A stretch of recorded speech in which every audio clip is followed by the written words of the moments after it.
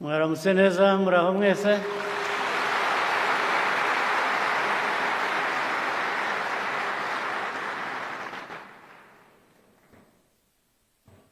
Vice Chairperson, RPF Secretary General, RPF Commissioners, members of the Diplomatic Corps, I want to thank you for honoring our invitation. We are happy to be with you here. Special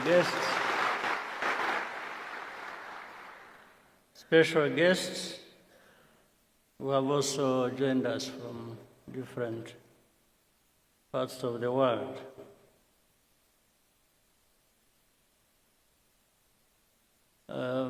Ndabashimira kubera ko ngira ngo ubutumire bwabaye mu gihe gito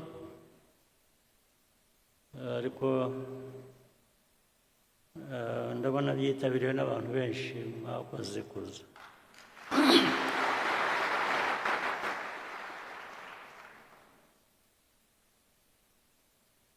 Uyu mwanya ndagira ngo tugire ikiganiro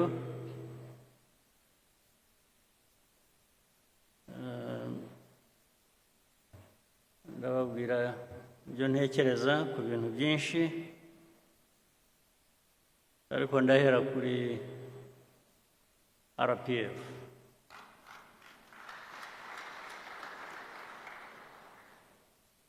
RPF ifite umwimerere wayo, ifite izina, ifite ibiranga bihagije, ifite noneho amateka. Ayo mateka dusobanurira byinshi ku byo dushinzwe, ku byo buri munyarwanda ashinzwe aho yaba ari hose, umurimo yaba ari hose. Noneho bikanasobanura igihugu uko abanyarwanda bakifuza, ibyo ndetse bigatuma havamo kumenya neza inshingano za buri wese. Igihugu twifuza ubu ni twe, ariko icyo wifuza ukigeraho ute? Inshingano ihera ku muntu ikarangirira kuri twese hamwe, buri muntu umusanzu we yazanye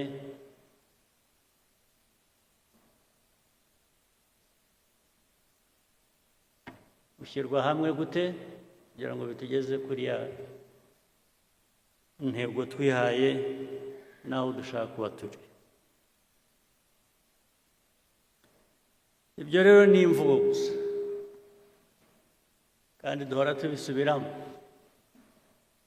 ndetse twanabiririmbye, baririmbye FPR, ariko ibyo byose twabikora twagira, hari ikigomba kugaragara ku banyarwanda no ku Rwanda. U Rwanda ruvuye he, rugeze he, rushigaje iki kugira ngo rugere hahandi ruvuga ko rwifuza kuba ruri. Ibyo niyo wakwivuga ukavuga ibyiza byawe, ukavuga ibyo ugezeho, ibyo wavuga byose hari igipimo cy'abantu, cyane uhereye ku banyarwanda. Rimwe bazavuga batari ko ibi ngibi abatuyobora aba bayobora RPF, abayobora igihugu muri rusange, ubwo hagiyemo n'abandi batari RPF, ibyo twivuga twe ko bitatugeraho, ko tutabibona, ko ndetse icyo gihe n'abandi bo hanze bagomba barabivuga, bavuga bati u Rwanda ariko rugeza cyangwa se ntiruragera. Ndetse icyo gihe bikabamo no kumenya ikibazo mbese ni iki. Abantu bifuza kugera aha hantu heza ariko ko tubona bagishigaje urugendo rurerure kugira ngo bagereyo, habaye iki? Iki cyabidindije, n'iki cyatumye bidashoboka? Buri wese buri gitondo ukuramutse ujye wibaza icyo kibazo, wibaza ikibazo cy'aho tugeze bijyanye n'inshingano twihaye twebwe. Wibaze ndetse ushaka ibisubizo icyo abanyarwanda ubwabo bavuga ko bameze bijyanye n'icyifuzo cyabo cyangwa se aho babasezeranije kubageza. Ukibaze ukisubize, kuko results ntabwo wazirema gusa ku bwawe ngo abantu bazibone kandi zidahari. Ntabwo wabihimba. Niba abana batajya mu ishuri, ntibari mu ishuri, ibyo ntabwo wahimba ngo uvuge ko wageze ku ntego yo gushyira abana n'abanyarwanda mu mashuri. Niba badafite ubuzima bwiza, badafite ikibarengera, ntabwo wabihimba ngo uvuge ngo abanyarwanda bageze ku buzima bwiza kandi bidahari. Iyo bidahari uvuga ibindi, it's self-indictment. Ni urubanza wishyizeho ugomba gusubiza. Ibyo tuvuga, ibyo dukora bigomba kugaragara no mu byo tugezeho. Iyo binyuranye ubwo hari ikibazo. Ibyo tugezeho nibidahwana n'ibyo tuvuga,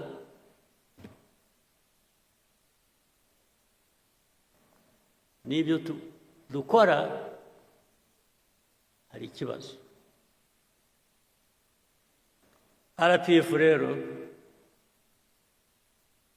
uyu mwanya tuba tubonyeho iki kiganiro ni ukutwibutsa, ni no kugira ngo twisuzume, umwanya wo kwisuzuma. Uwisuzuma kandi iyo yibeshye cyangwa iyo abeshya, ingaruka zabyo zirahari. Niwisuzuma ugasanga nta ndwara ufite, wari uyifite, iyo ndwara irakwica.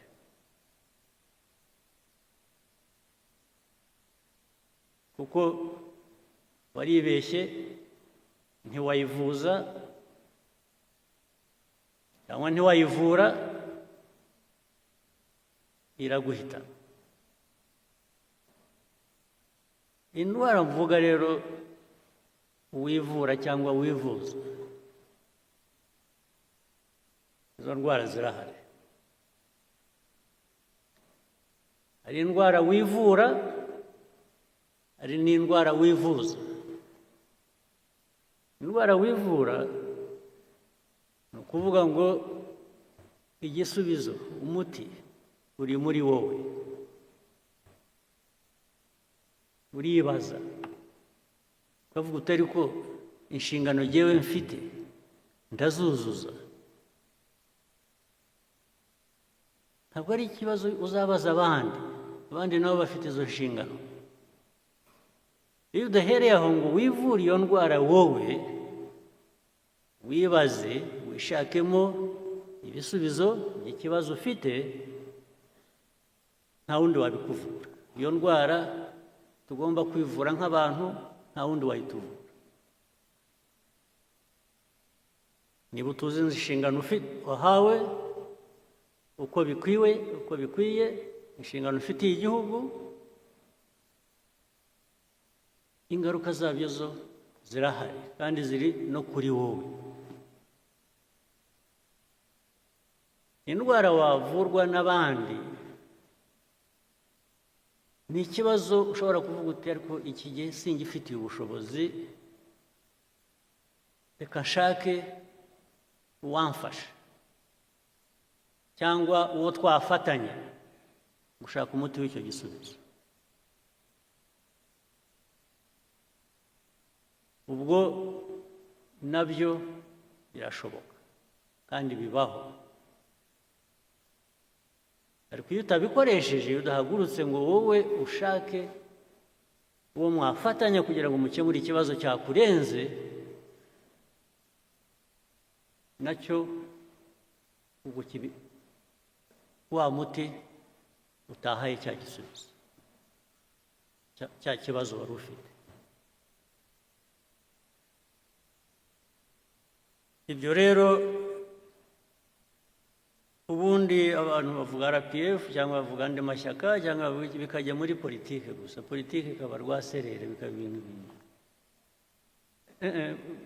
Politiki yo numva ya RPF ni uguhangana n'ibibazo tugashaka ibisubizo, nta yindi politiki.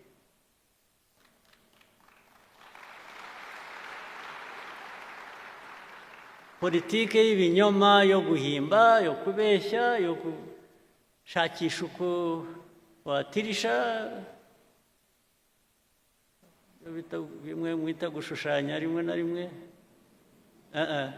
ibyo biguha ibindi bibazo, ntabwo biguha ibisubizo, byongera ibibazo ku byo wari ufite.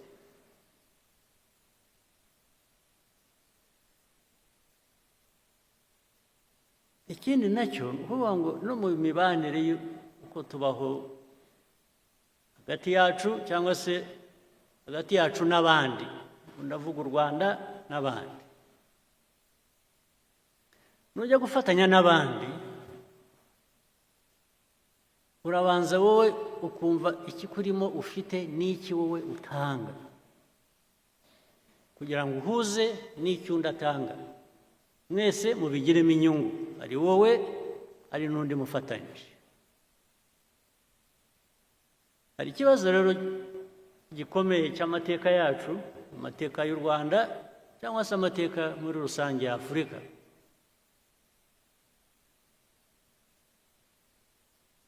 Iteka dusa nk'aho twebwe ntacyo dufite dushyira ku meza ngo dusangire n'abandi. Duhora dushaka ko abandi bagira icyo bashyira ku meza, twe tukaza tugasangira nabo.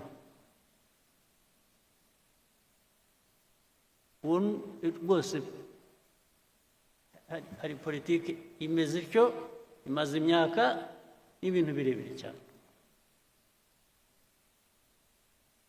Niba ushaka uwo mufatanya, uwo mwakuzuzanya, gira icyo ushyira imbere nawe uvuga uti reka twuzuzanye.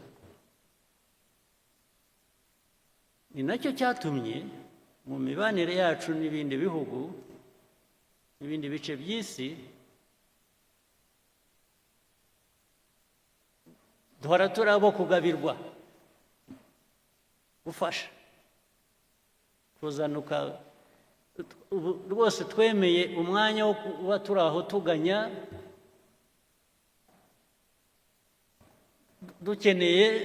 dutegereje uwatugoboka. Baraboneka, abo bagoboka baraza rwose baraza, ariko ikibazanye ni imbabazi bagufitiye. Kubera iki? Kubera iki bagufitiye imbabazi? Kuki? mujya mubibaza babafitiye imbabazi barabaha kubera iki? nuko utari abantu nk'abandi, nta bwenge mufite, ibyo buri gihugu ni bitoya nk'icyacu, ni bitoya nk'igihugu cyacu. Buri gihugu, buri bantu bafite icyo bafite. Aho kugira ngo rero ugiteze imbere, kiguteze imbere, ugire icyo ukora, gutegereza ko uwahandi azaza we kuko azi icyo kugikoresha akagitwara, kazaza kuguha imfashanyo wari ukeneye, uba wicishije, sinzi, uba wigize ubusa. Ntimukigire ubusa, ntimuzigire ubusa. RPF niyo message yo kwigira ubusa. Kwigira ubusa, mukaba ubusa, mukemera kuba ubusa, mukemera ko mushobora kubaho, muzagira icyo mutunga, muzagira icyo mukora, ari ukundi muntu yaje kubibakoresha cyangwa yabibakoreye.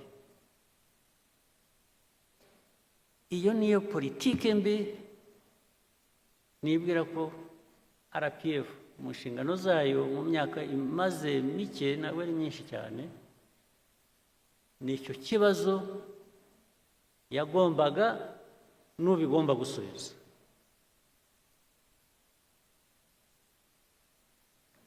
Ibibazo tumaze kunyuramo mu Rwanda mu mateka yacu, musubize amaso inyuma mwibuke, ndetse n'ubu ngubu n'uyu munsi u Rwanda rutahagurutse ngo rugire icyo rwikorera rwigezaho, ubu muba muri ubusa, muri ubusa. Ariko abo kudufasha, abo kuduha ibyo dukeneye, abo kutugaburira, bo barahari, baba baraje bakatugaburira. In fact baraje buzuza ku byo twagerageza gukora, nabyo turabibashimira. Ukuzuza ku byo agerageza gukora ni byiza, ariko udahereye hahandi ho kugira ngo wowe ugire icyo ukora, ugire icyo wigezaho, hinduka ubusa.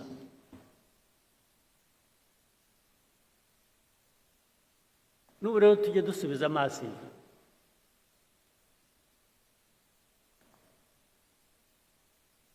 kuko bigenda bituganisha n'ahantu nyine duhurira n'abandi, haba mu karere, haba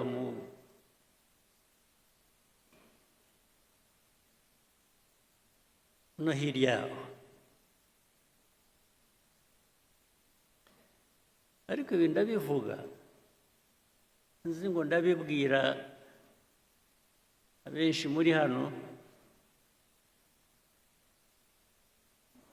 muri bato, ni urubyiruko. Ndibwira ko majorite hano ubu abenshi mugomba kuba muri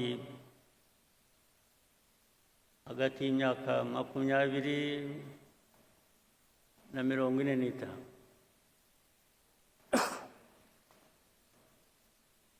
Twebwe iyo twarayirenze, turi kure. Ariko natwe twarahanyuze. Muri twe ndagira ngo mwebwe mukiri aho ngaho bafashe mutekereze. Ubu twe byaraturenze, aho tugeze dusubiza amaso inyuma, tugatangira kuvuga ngo iyo mbimenya nari kugira nte.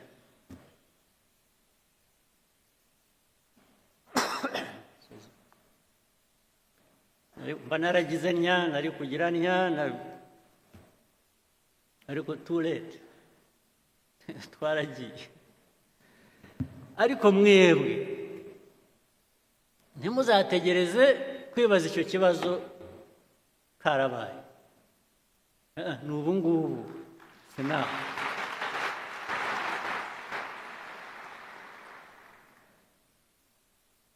Muri abo mvuga twahise tugeze kure, harimo abasubiza amaso inyuma bakavuga bati twagize duke, twakoze byose, twageze kuri byose, ariko umusanzu wacu wabayeho. Abo ndavuga abarwaniye u Rwanda bigatuma rushobora kugera aho rugeze ubu.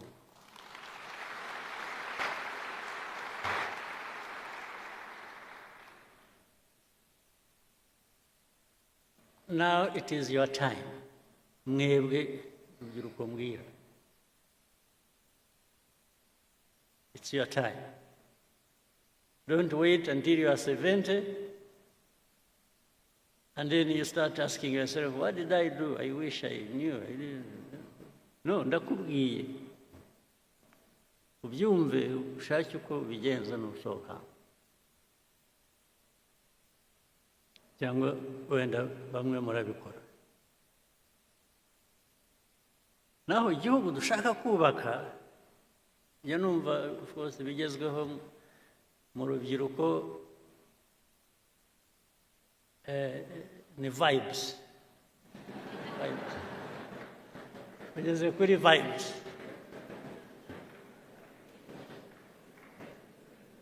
Vibes nanjye ntabwo nzanze. Good vibes ntabwo nzanze, ariko uhagaze kuki? So vibes natwe twese usibye ko dushaje twebwe, ariko zigera ku ihe myaka, zigera no ku bakuru ngira. Vibes n'abakuru ntabwo bazanga, ariko kugira ngo tujye muri vibes tugira aho duhagaze please.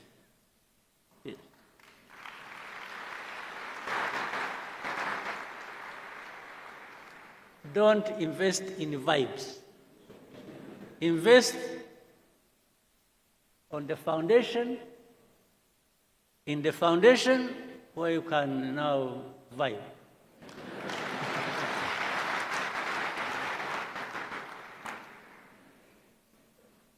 Kuko niba nta foundation ihari karakubaho. Yes. You vibe only for a week. No, but ngira ngo ibyo mushaka turashaka biri sustainable. Yes. We want things that are sustainable. We want to build a society that is resilient. You can't build a society that is resilient on vibes. No, but a resilient society can vibe.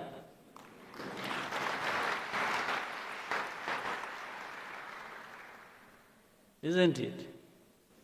So it is a daily responsibility mukwiriye gutekereza. Ni ikintu mukwiye gutekereza buri munsi. Ntuhore ufite impungenge ariko ejo nzamera nte, nibucya ndaba meze nte. Uhora ufite kuko stress nugira ikibazo uhorana cya stress, jya umenya ngo 50% ni wowe, you are the responsible person. You have worries, you have this, you have urakora ibintu bigutera stress, but there are different ways of doing things and achieving what you want to achieve. So it's not just even the results, it's the process that takes you there. What have you invested in that process? What thinking? What feeling? what commitment in the process to give you the results you want.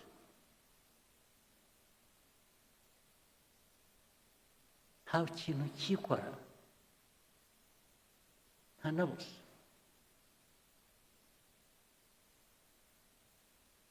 Mbese njya numva hari abantu bagibwamo n'umwuka,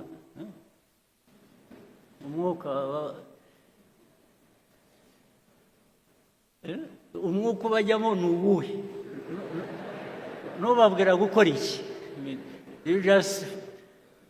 Ugira umwuka gusa, ntugira umwuka gusa utagira icyo uvanamo, uragera aho uhere, umwuka wawe wagera aho ugahera. Umwuka abagibwamo n'umwuka, ibyo bazanira ni ibiki? Umwuka, I have no issue with the umwuka, but must have something in it, tangible, that touches my life, that transforms my life.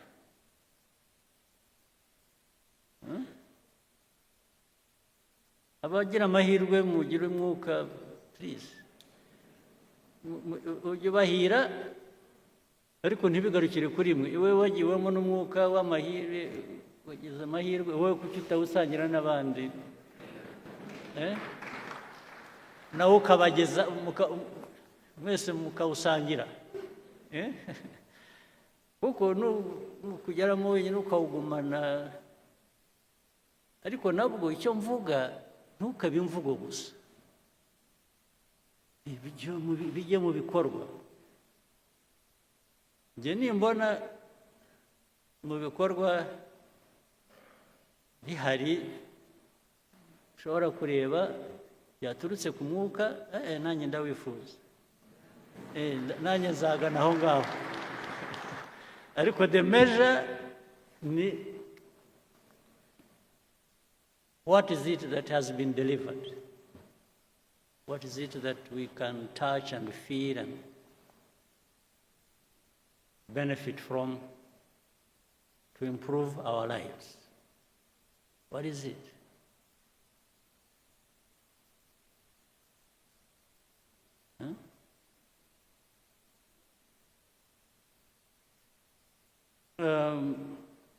So mwebwe abatoya rero, again, igihugu kibategerejeho ni byinshi, kandi iyo mvuga igihugu ntabwo ari ikindi, ni mwe. Igihugu, you're actually waiting for yourselves. Yes, ni mwe mwitegerejeho the future. Ariko ya process navugaga na wa mwuka ni a couple of things. Urubyiruko, bya bindi navuze by'amashuri n'ubuzima, ugomba kugira ubumenyi ukagira n'ubuzima, kuko niba mudafite ubuzima, ubumenyi buzakumarira iki? Kumenya bizakumarira iki udafite ubuzima? Must have both. And it is easy to have both if you have made the choice to have both. It can't be one and not the other. You must have both. Ni nk'uko ku rundi ruhande rumwe, niba uteye imbuto, ni nko kurera, ni nk'uko utera imbuto, igiti kigakura, ukajya uhora ugiha ibyangombwa gikeneye kugira ngo gikomeze gikure gifite ubuzima. Namwe abantu hari kwakumenya nimwe mukwiriye kuba mugerageza ibishoboka byose kugira ngo mubugereho, ndetse bitari ukubugeraho gusa, mushobore kubukoresha kubageza ku byo mwifuza.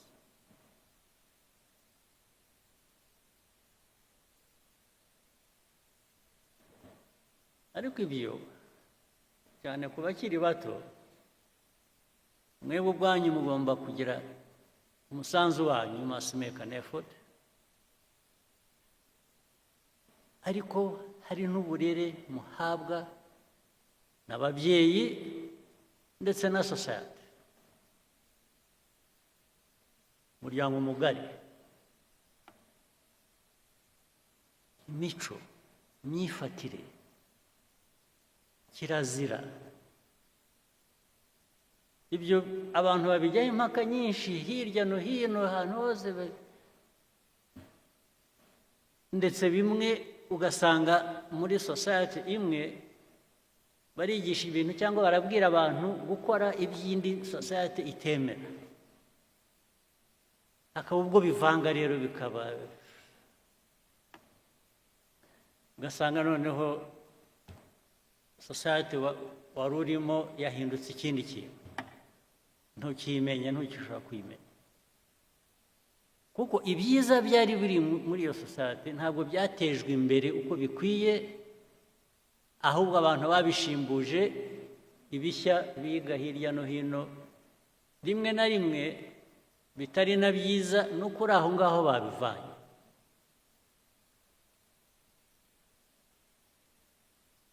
Urubyiruko, kubarera ni ngombwa, kwirera ni ngombwa. Kwirera ni ukuvuga ngo wowe urahitamo icyo wifuza, urahitamo icyo ugomba gukora. Ariko urubyiruko rukura ruri aho, ya resilience navugaga se tuzayivana he muri aho, muri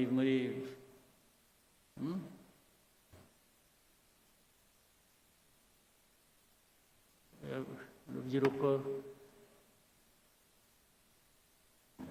rwamamaza ibiyobyabwenge, asanga ngo ni ubuzima,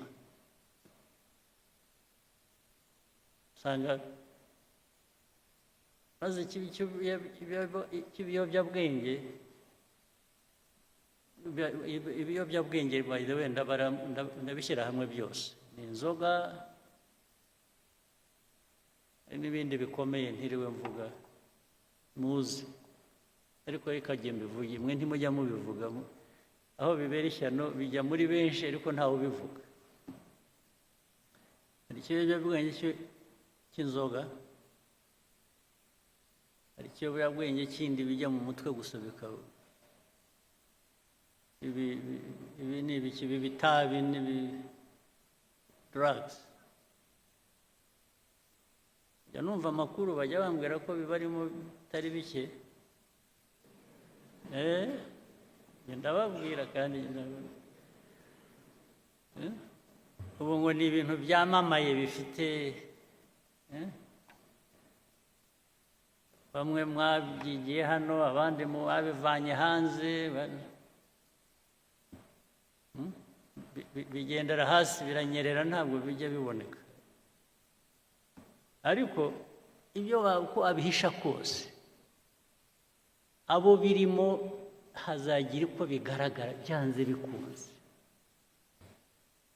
Ariko uko bigaragara kwa mbere, nimwe byangiza ubirimo mbere na mbere yuko bigeraho bikangiza na communities muri rusange. Ariko biroroshye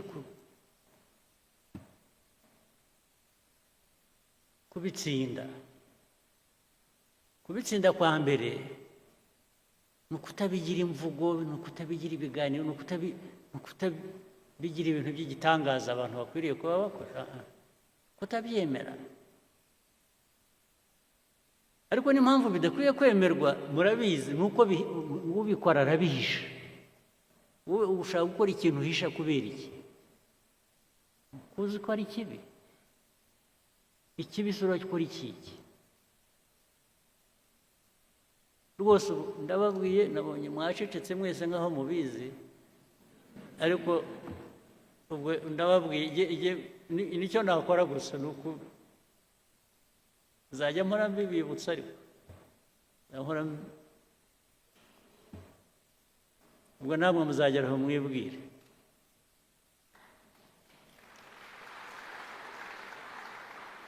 Icyo mbivugira ni iki: urubyiruko tubatezeho bya bindi nabanjirijeho,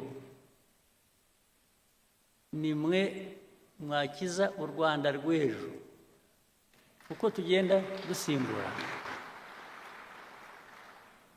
Keretse niyo iyo mission mutayishaka, it's a different matter.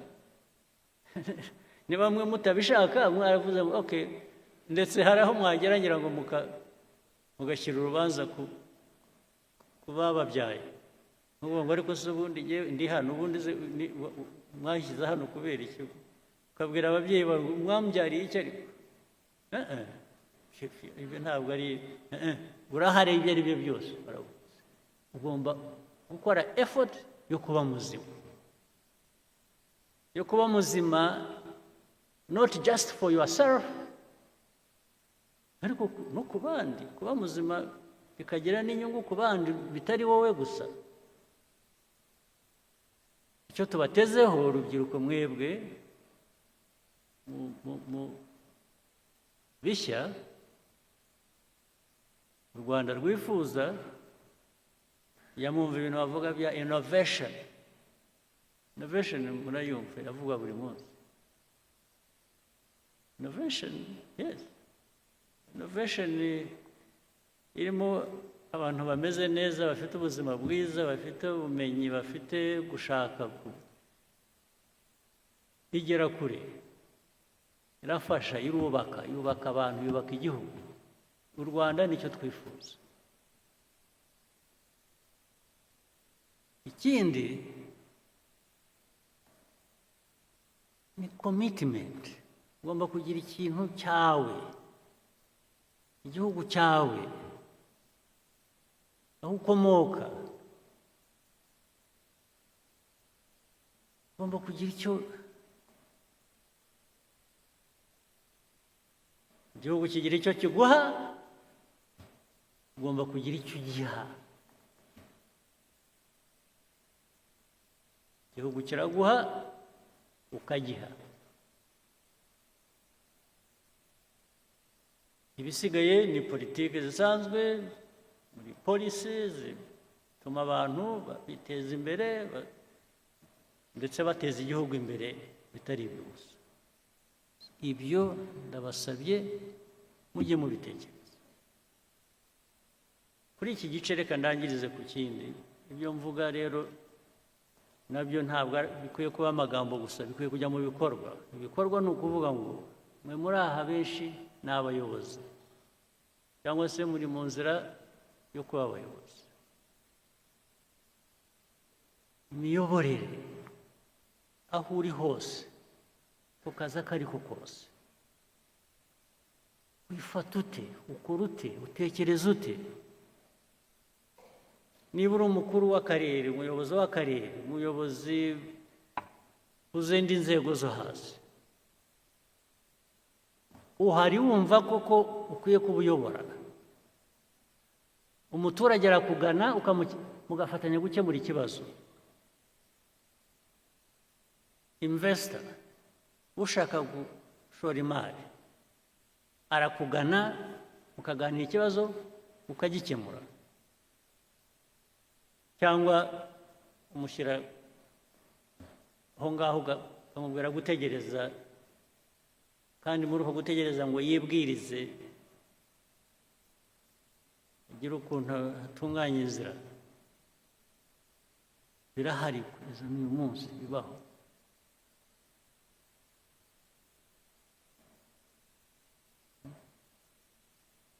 Hariho hose ntabwo ibyo bikwiye kuba biba. Ninde ejo bundi bambwiraga hari umuntu, kubera ko nkatuye ndi hafi aho kuri Muhazi, umuntu wavuye hasi waje akora icyo kibazo, nizere ko cyakemutse. Yakoraga ibintu by'amajyambere ku mazi, yarahubatse inzu, n'umuntu uturuka hanze ufite ashaka gukora shyira ubwato ku mazi, ashaka kugira ngo yubake aho buzajya buparika. Umuyobozi w'aho ngaho ati no, ati ushobora kubikora. Bijyaho, ariko biza kumenyekana ko yashaka ko abanza kumutugira kugira ngo amwemerere. Abantu bari hano cyangwa baturuka muri ibyo bice bagomba kuba babizi ibyo mvuga. Urumva, umuyobozi, niba harimo abayobozi bazakora batyo bicaye hano cyangwa bakora batyo, umenye ngo icyo ni icyaha, ubundi tudakwiye no kukubabarira twakumenye. Ibikwiye ibijyanye na RPF, ibijyanye na politiki nshya y'igihugu cyacu kubaka, ushaka kubaka, ntabwo bijyanye. Abayobozi bari hano ndababwira ngo niyo nshingano yacu gukurikirana n'ubuntu butoya nk'ubwo ngubwo buzana umwuka utariho. Ibindi ni imikorere yacu muri rusange, serivisi ahantu hose uko zitangwa, uko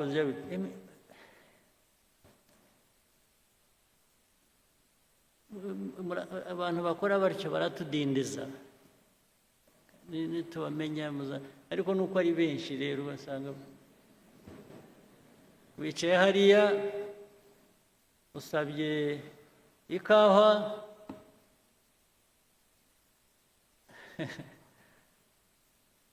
n'abaza bakakubaza ishyushye ikonje.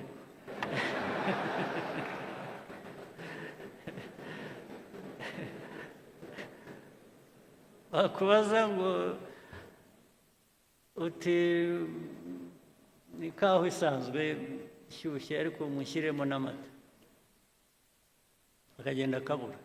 Ubu ndavuga ibintu bimwe mbona n'abantu baba bavuga buri kanya, akagenda agahera pe minota 15 20 utegereje ikawa. Bakubaje niba ushaka ikonje cyangwa ishyushye, ariko bababwiye gushyiramo amata akabura. N'amata yabuze ntibakubwiye. So niba wicaye aho utegereje izakamwa, bakohereza ku isoko mukajya gufata, bitubamo murabizi ahantu hose. Ubwo si byo ni rubyiruko nyabaki rumeze rutyo. Oya, n'imigendere ukuntu bagenda yikurura. Hari aho nagiye rimwe, ariko hashize igihe, nuko mbona n'ubu ngo biracyabaho, byarantangaje. Nagiye ahantu twajyaga dukina tenisi, abantu bamwe hano barabizi, kera hashize igihe. Turangije twicaye turuhutse, tubanza gushaka wagira icyo tubaza dushaka, arabura. Turahamagara, mushobora kuza kugira icyo muduha, ariko ntazi. Umukobwa mwiza ugenda neza,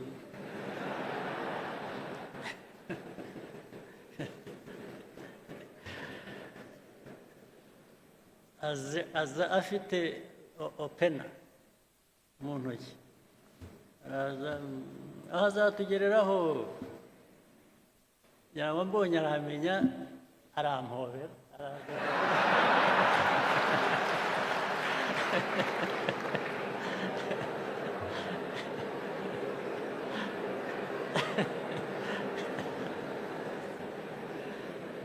arabanza arampobera ndetse agomba kutuzunguruka twese aduhobera n'abandi turi kumwe bose abanyuramo ntabwo ariko se wa mwana turashaka ibyo dushaka waba ari ibyo duha ibi erega byasaga nk'ibyarangiriye aho ngaho kuduhobera tugeze aho twarambiwe turahaguruka turigenda ubwo urumva umuntu nk'uwo yangirije abakorera natwe twari turi aho dukwiye kuba dufite ibyo dushaka twishyurira natwe ntacyo yaduhaye twese tuviriyemo aho ari aho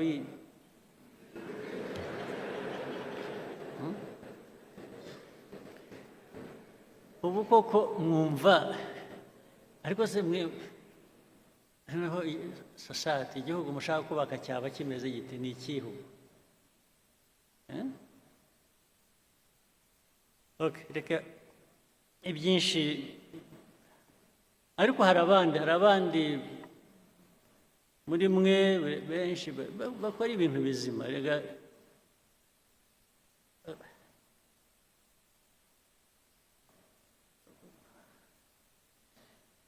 ubu ibyo ari byo byose ibigaragara ni ibitari bizima niyo benshi baba bakora ibyiza ariko hakabamo abantu bake bemerewe cyangwa bakora ibintu bibi bya byiza ntibiba bikigaragara ni nko gufata amazi ikirahure cy'amazi ukadonyamo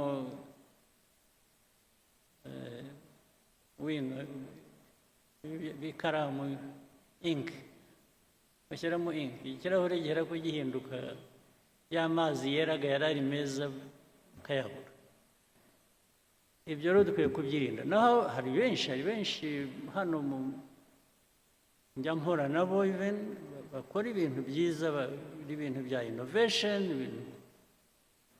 ndetse bihindura ibintu byinshi mu ikoranabuhanga muri za IT bikajya mu bintu byinshi hirya no hino n'abantu bakora za revenue authority abantu ba revenue authority bari hano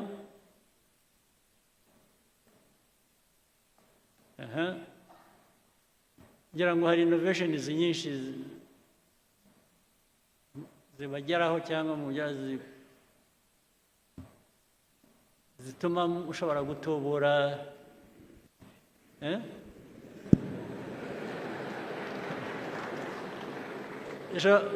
zizamura ayo mutuvanamo ariko iyo byabonetse gutyo hari ikibazo bikaboneka innovation izamura itubura revenue tax revenue hanyuma byarangiza bikajyaho hagati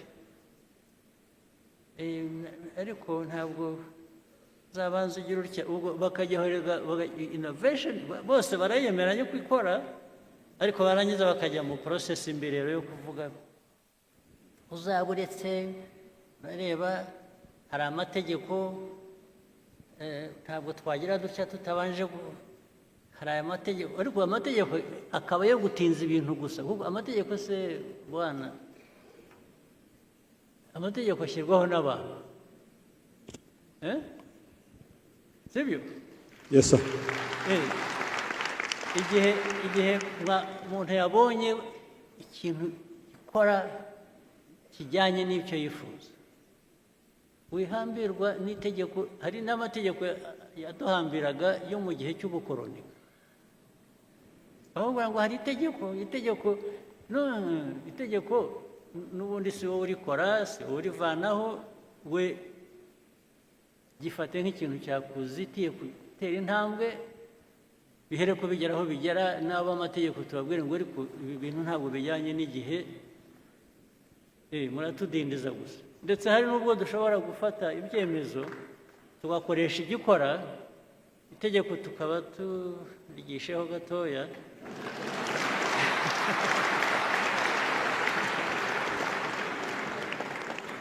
kugeza igihe rizahindukira ariko bitatubujije kugera ku nyungu twifuza iyo process niyo process ijyana n'igihe abantu bagezemo ntuhambirwa keretse dufite ikindi kibazo cy'uko abantu benshi ari n'ubwo iyo agiye gukora ikintu cyangwa akwiye kuba akora ikintu cya mbere kimubaza kuza mu mutwe kibanza kuza mu mutwe we ni inzitizi yo kutagikora ntabwo ari ukuvuga ngo ngiye kugikora hanyuma nimpora n'ikibazo icyo kibazo ngende nkishyira iruhande ahera ko abona ko hari inzitizi akagendera ku nzitizi bikarangirira ntabwo biba bigikora ntabwo igihe tugezemo gishya ari uko gikora hari icyo bifuza kuvuga abanyabaguhaye microphone mbwira ariko we utanzeho nk'urugero ibindi biri hano ntavuze n'ibiri hanyuma dufashe tubwire ko twakwihutira. Thank you, Your Excellency. Ku nama mutugiriye, it's true, innovation is very important. Ni ukurushaho gutekereza ibyatuma tubona amafaranga menshi nk'uko mwabivuze tugomba kwigira. We need to sustain ourselves. Kandi mwihute. Kandi twihute. Ubwira mugire ariko mwe ntimushaka kuva mu bukene vuba. Murumva ikintu haboneka ikintu kirangiriza ubukene mu cyumweru wowe ukavuga utari kugenda ashaka umwaka ubwose waba uri mu ntoki rwose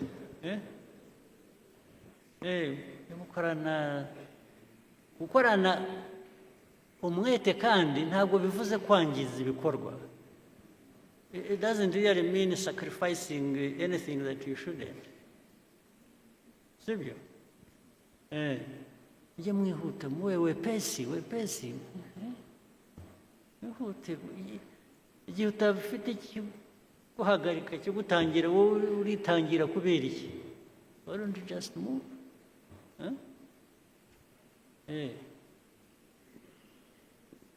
Bimwe mwita kurasa ku ntego. Ntimukarase hafi ku ntego. Keep straight. That's what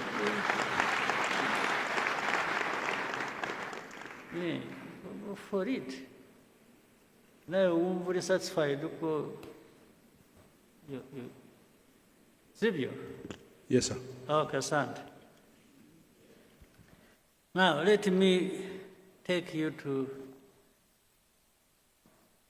something else. I'm sure you can guess. It's now the other politics other than RPFs. Geopolitics, regional, or whatever, because it affects us as well a lot.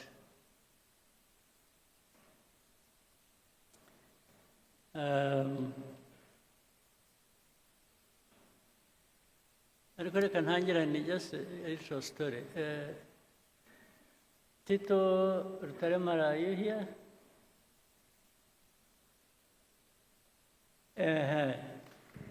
I want to know where you are around. I want to tell a story.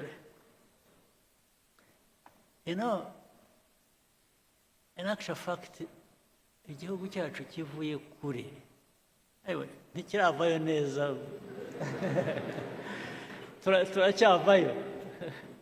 Acyari byinshi. Impamvu mvuze Tito, it's a bit of a history ijyanye na what happened to us, the genocide tragedy. They want to build on it to tell you some other things. The genocide that happened, there are indications of things that happened as far back as the 60s. That continued. Nubwo, we also have people who would say it's an exaggeration, really nothing happened. Or what happened, I think, was bound to happen or should have happened. We still have that conversation, unfortunately. But I wanted to say something. I don't say it a lot. It comes to my mind once in a while. Tito, you were one of those twari kumwe in 1991 in Paris. Mu nama na Paul Dejoux. Is a name I cannot forget. Ariko ndibuka bihozagara, ndibuka wari uhari nawe cyane. Oya, ariko ahubwo naje mbere. Twarahagusanze. Niyo mpamvu nabaga confused. Abo najyanye nabo mu nama ni bande? Hari bihozagara wari wazanye na doctor. Nande? Dr. Ndahiro. Dr. Ndahiro, but I remember we were like 5 people. Okay, but at least we told you the story immediately after the meeting. Yes, I remember. Sit down. 2 things happened. And I'm saying this because recently something else came up that was a bit disturbing. We were invited, RPF, to go to Paris. We were supposed to meet some people from Habyarimana's government. It was about, according to what we were told, to talk about peace. In fact, the RPF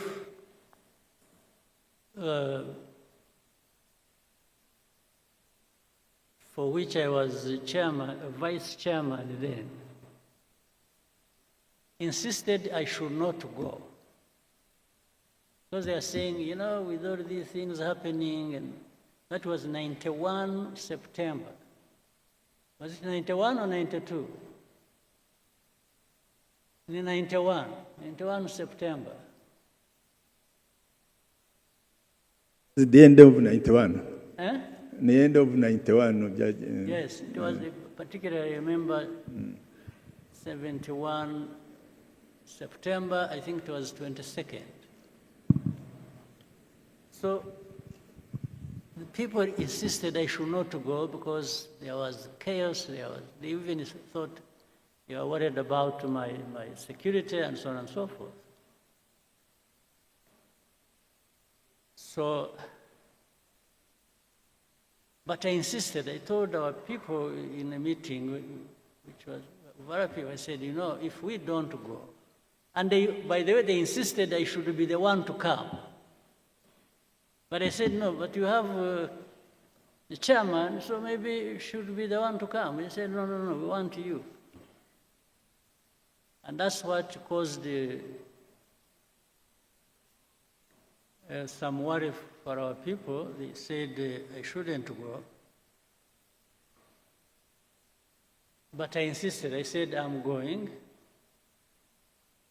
Because if I don't go, if we don't show up, we will never be understood that you think we are just there fighting and we don't want peace. So I went there. A couple of things quickly I go to something else. So when we arrived, we had a meeting. It was in the morning. I met a couple of people. One was a man who was, I think, a director general in foreign affairs in France. And that man was called Paul Dij. I followed him. He even later on became ambassador to Mexico, then went somewhere, and then he's now an old man like me. He's 90, must be 90 something, 96 or something. So when we met, I met him, I met Mitterrand's son. I was almost beaten up for not pronouncing the name well. I'll tell you that. So in the meeting, this man, Paul Dij, kept poking his finger in my face and said, "You must stop fighting." So I tried to explain. I said, you see, it's not that we enjoy fighting. We are not fighting just because we like fighting. we are fighting because I went into the history and so on.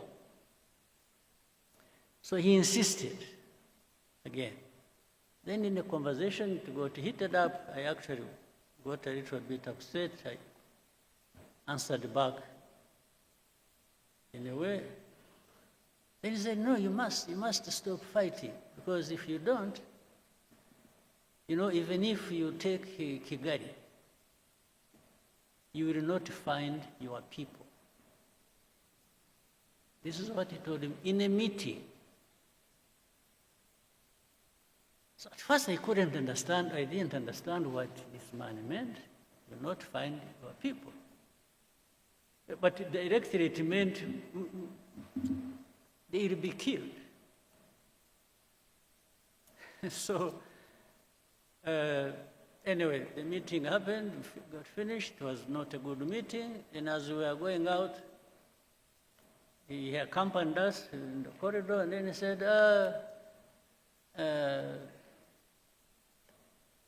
"Hope to meet you next time but he was being sarcastic, when you are the commander of the new army of Rwanda."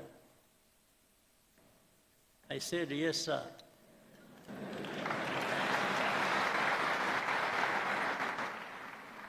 I said,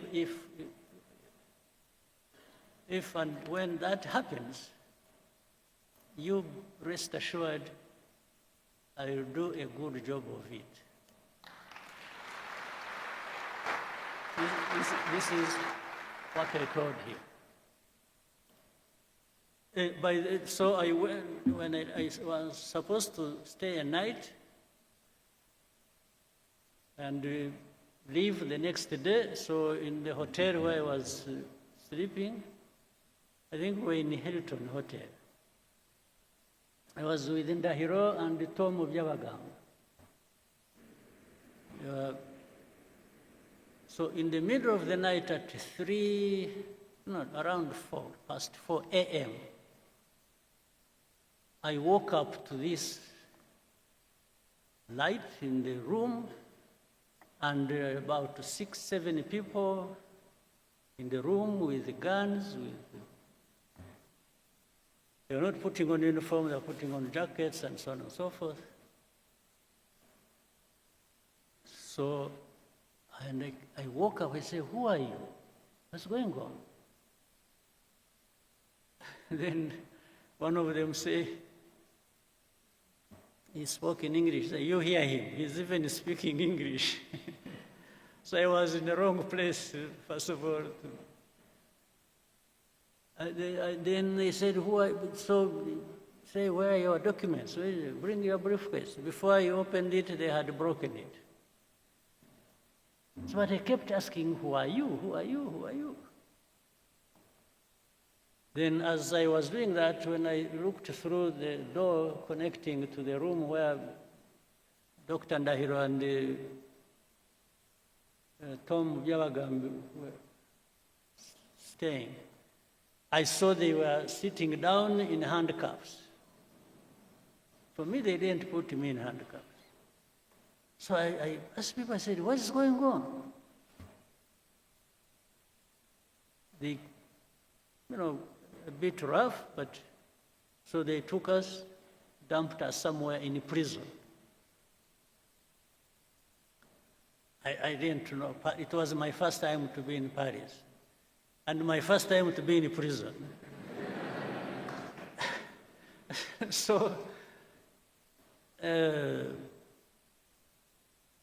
hopefully the last. Since that time, I haven't been to any other prison. So they put us in the lock, somewhere down in the basement of some building, and left us there. Then later on, people showed up around 3 o'clock. In fact, why I remember that because Agara was around, they didn't know where we had been taken. I don't know how. They were assisted by some people in France whom they knew. Then we saw Jacques Carbonell and because Agara. There was a very good friend of ours called Carbonell, a French guy. They showed up in that basement in your prison because I think they had known where we were and they had tried to give us food. I refused to eat. I told them I'm not going to eat anything in that prison. So they brought us bread, I remember, and milk, pints of milk and bread for us because we had refused to eat prison food. Then they even wanted to interrogate us. Well, they did. They wanted to to use a polygraph on me, the lie detector. I refused. I told them I'm not going to have a lie detector at all. I said, if they want to kill me there, then go ahead. In the end, they said, whom did you meet? I mentioned that man, Paul Dejoux. Then said, who else? I said, Christopher Mitterrand. He said, no. Who told you he's called Jacques Christopher Mitterrand? So, so they told me, repeat. I said, no, I'm not going to repeat. I said, I'm not the one who gave him his names. But... So anyway, in the end, in the night around 8 o'clock, they released us, and that night I left. I drove from Paris to Brussels, where I was to take a plane the next day and come back home. Now, I'm saying this, I'm telling you this story. The fact that somebody actually implied that something was going to happen to our people, meaning even if you take Kigali, you will not find your people there. You will not find them alive. Then later on, connecting that with the history, with what happened eventually, I could not but conclude that was the meaning. They were privy to what was going to happen. Now, in the most recent thing, let me now switch to something next to us and the recent. And I will bring up, you know Rwanda has had many problems in the region, and especially with the Congo. For all these years, actually, we said we are here 32 years, almost all the 32 years are problematic. And when you look at the story, these genociders who went to Congo. By the way, whom we had the opportunity this last time, when was it, 2 weeks ago, or how many weeks? When we had a Unity Club event here, in this same room, when people who went through all that history, these senior commanders of FDLR, when one of them sitting there told us a very comprehensive, interesting story, because he was there, he was in it. For him, he was not saying things he just heard from some people or anything, no. He was part of it. He told us all the places he moved to in Congo, and the officials he worked with, and his colleagues who up to this day have been integrated in the armies and other institutions in Congo, and he named them by names. He told us the story of even how he went to Burundi and everything he did there, and the names of people who did what, who are still there, who left, or who died, or something. He's an encyclopedia on this. And he actually was part of it. He told us, those who must have, who were here saw it, or saw it on television. And he has notebooks, he has pictures, he has evidence, later on which. But forget about all that. The story has always been, and he told us, you remember, he told us even of the connivance of the UN, the peacekeepers. Yes, they worked with, they were selling gold together, they were involved in the timber business, in agriculture, and named places, people, and where. It's just so. But despite all that,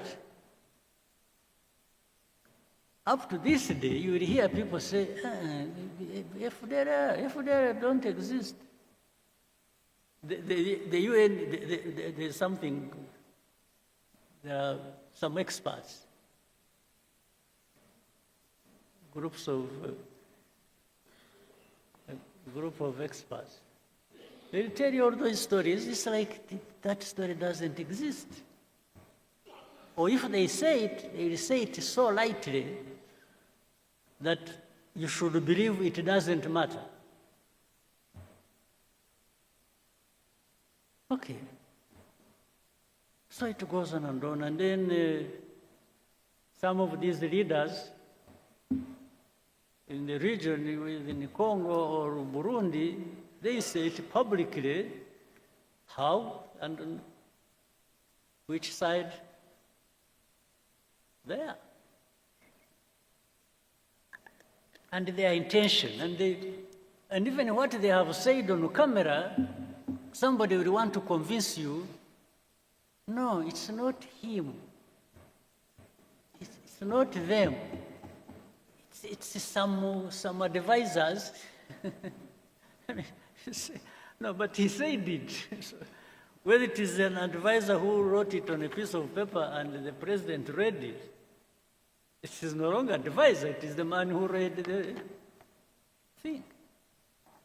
So they will keep telling you this. So now, not even for a bit, I don't believe, ordinarily, I don't believe in conspiracy theories. I really don't. But when you have people, who are there asking the same questions, pretending it's saying the same things, and Even when you explain, they come back to you and they tell you what they told you last time, meaning they want you to believe what they are telling you or what they want, not the facts you're presenting to them. So it's really like saying, better change your mind and start seeing it like I see it. Anyway, all this has resulted into what we have now. And I also want to remind you, and then I've said it again, I hope you have had time to cross-check the story, the truth about it. This conflict we have in Eastern Congo did not start from and was not started by Rwanda at all. But somehow the plan, I think, before was to make it a problem of Rwanda or for Rwanda. Again, to tie into the story, to connect with the whole story of where everything that has happened is not anybody else, it is Rwanda that caused it, or that must carry the responsibility. I think that needs somehow in your minds or whatever, or by gathering facts, that problem needs to be settled. This has not been our war. We didn't cause it, and it did not originate from here by any means. We are not part of the origin, except for being associated with the saying, oh, this is M23, the story that was there 2012, and for 10 years it was not addressed, it comes back, still it comes to be our own problem. But the same people,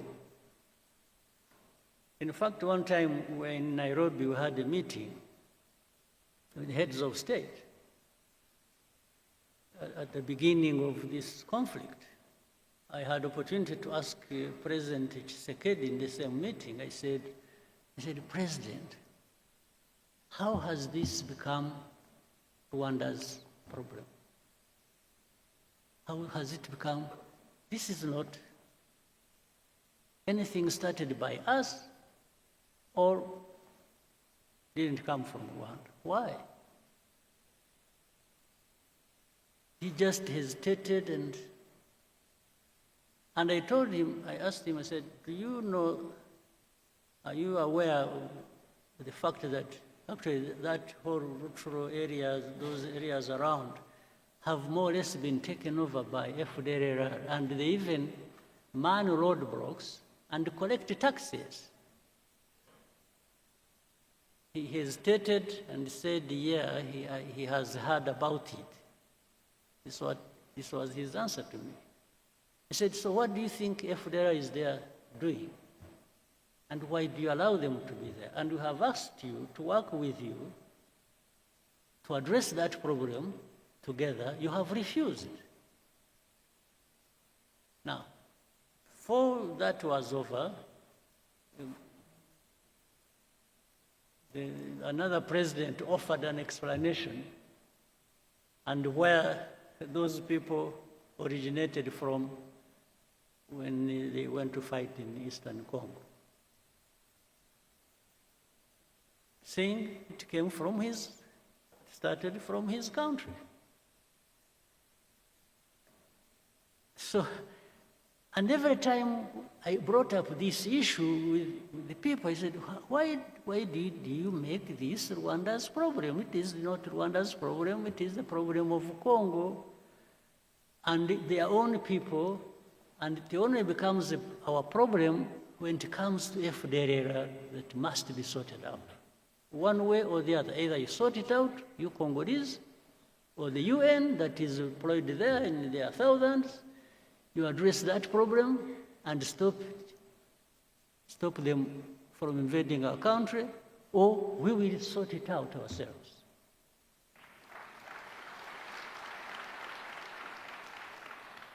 eventually, that's how we were drawn into this matter. Now, to the recent things. Whatever happened in between, I try to cut a very long story short. A lot of manipulations started happening. They would call us one day in one capital, they would call us to Rwanda, we go there, we discuss things and raise the things the way we thought should be addressed. That one doesn't work well, then next time we are invited to go to Doha, then we go to Doha, then next time we go to Washington. And in between, we went to Dar es Salaam, we went to Nairobi, we went wherever, talking about this. But there was one thing that was constant. Congo, or the leaders of Congo, didn't want peace. They wanted to continue supporting FDLR against us. In fact, later on, they were joined by some other countries' armies. You know the story about Goma and Kava and so on and so forth.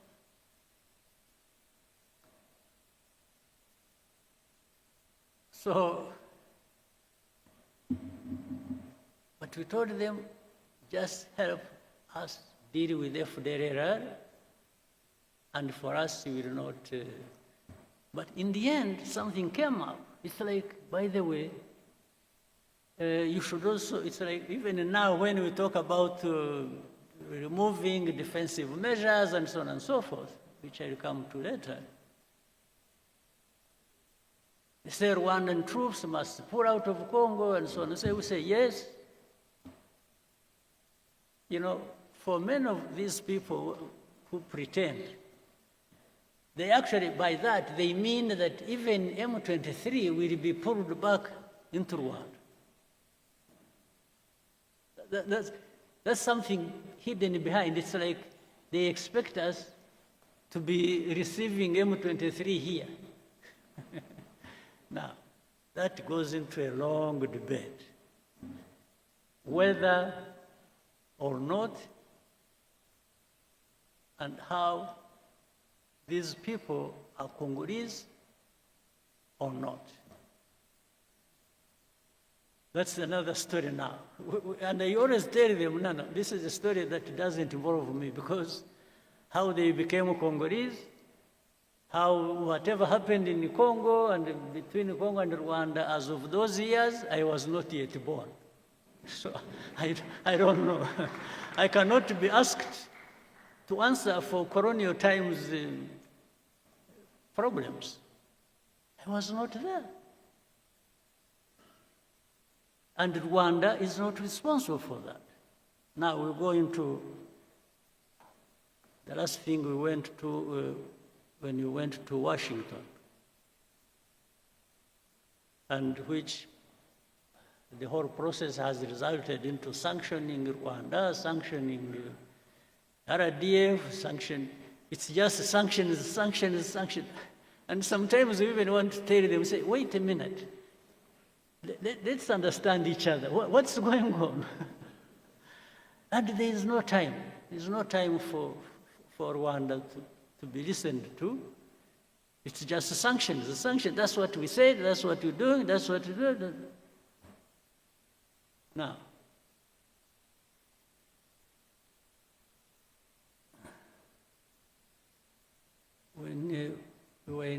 before we went to DRC, to DC, Washington, DC, on 4th of December to sign an agreement.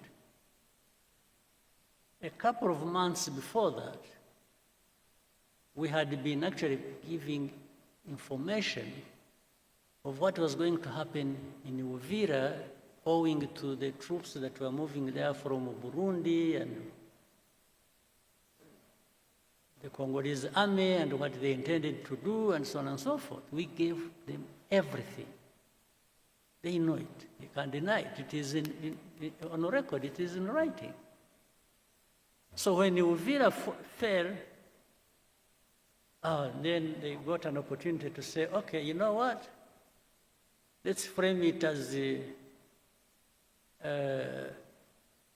Rwanda literally insulting President Trump and defying Washington and disrespectful. They didn't. So they are the ones who caused the Uvira.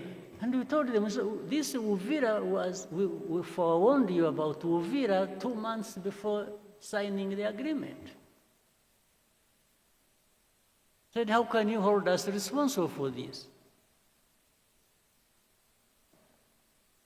Then,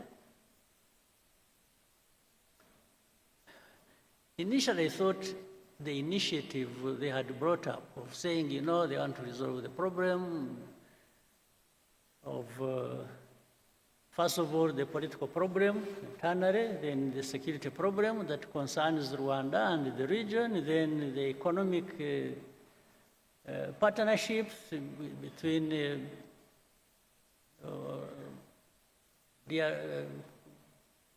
US, DRC, Rwanda, and the region. I said, you know, I thought this was a wonderful thing. We really embraced it. We said, oh, this is something. But little did we know, we had actually been just set up for something else. Because in the middle of it, there came a story. It is, you know, what we want to achieve is no M23, no FDLR, and we just walk to the mines and that's it. But we told them in our discussions, we kept telling the people, we said, fine, you will do whatever you want to do. But how do you just expect these people fighting for their own rights, these Congolese, the FCM23 and others, for them they are on the ground fighting, the others are fighting politically all over the place, as you have seen, including the religious leaders and so on and so forth. I said, how do you just all of a sudden think you will wish away all of this without actually addressing some of the root causes? He said, no, because we can't. Oh, then the mercenaries came in. These are the second round of mercenaries. You know, there are first mercenaries who even came through here and were transported back. Other mercenaries came in the background, and they were the ones, somehow they converge with the policy on the region and on resolving this problem. They are the ones dictating, and I think these are the ones who are supposed to finish. But this, while the initial thing was to finish FDLR and finish M23, this time it has become finishing M23, not FDLR. FDLR because they are working with the same people and working with the government of Congo. Now, all these facts, they are known. But the complication of this, the world politics and the geopolitics, is that there are people who think they just dictate what the truth should be and what should happen, and for the rest you just shut up. That's what is going on. Today, what is going on is if you raise an argument, you say, oh, you know what, I'm going to sanction you. that is the argument. Now, something I shouldn't forget, I said I was going to, because of the story I brought up earlier. In the recent weeks and months, You have heard of the story of the killings and the fighting that has been going on in a place called Minembwe, around the Minembwe area.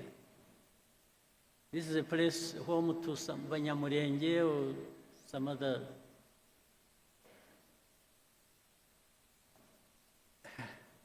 What is disturbing? At the beginning, when even in our argument, when we told them what is really happening on the ground and telling people how, telling the powers that be what was going on, and say people are being killed, they are being, drones were firing at them indiscriminately.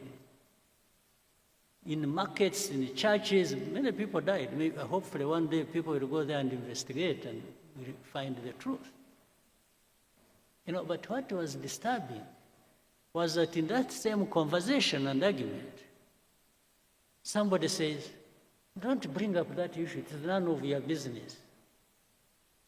So which for me looks like, it's like the story of Paul de Joux.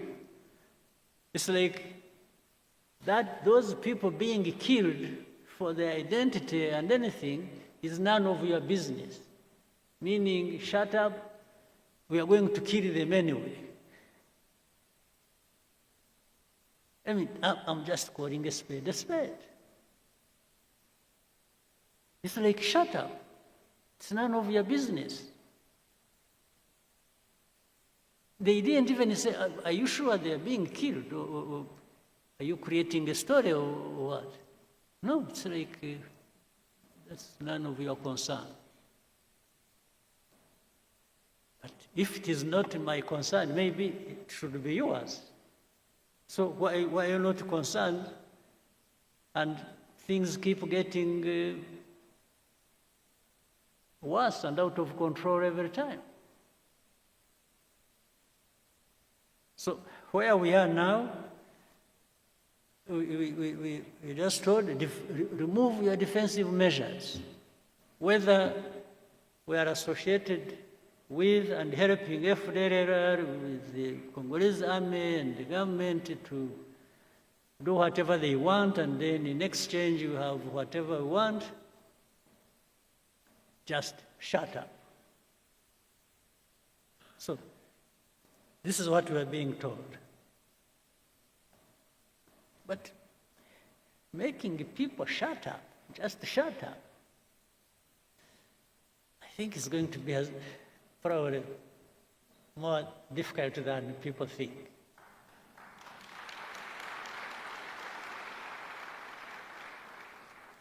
To say we will support those who want to come and kill you, or like they killed you last time, or we will handle it the way we want, so shut up. Well, I only shut up when I'm dead. That's when I'm coming.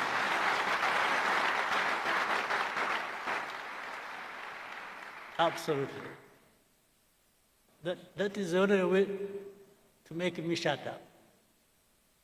That's it. For the belittling everything and making it look like some people's lives are just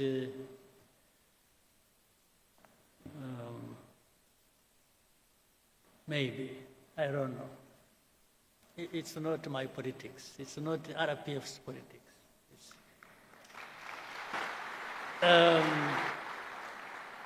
We're a small country, very insignificant in many ways. You can do much harm to us, granted, but boy, wishing us away is not a big thing, it's not a small thing. Wishing us away just to say disappear. They were saying they will make disappear FDLR, they make disappear M23. By extension, they were saying even you, Rwanda, will make you disappear. Well, I can't invite it. I can't wish to have such a thing. But when it comes, when I have not been able to avoid it, I think they'll find. I only wish you people, you people, I'm not worried about myself. I just worry about you if you just go home and sleep and think you'll find everything on the table for you without having to invest in it. If you are there waiting for handouts, or for people to do you a favor so that you can live, it would be very sad and absurd, and it will be a lot of our time and value wasted. I hope that will not happen.